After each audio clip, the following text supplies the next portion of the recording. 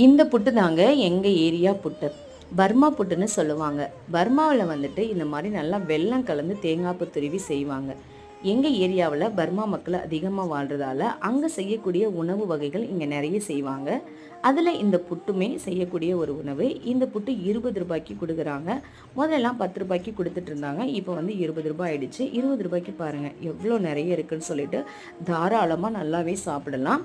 இது வந்துட்டு பார்த்தீங்கன்னா காலையில் 6:30க்கெலாம் கொண்டு வந்து வீட்டு வாசலில் வந்து வச்சிடுறாங்க. 8 மணிக்கெல்லாம் கடகடன்னு தீர்ந்து முடிஞ்சிடும்.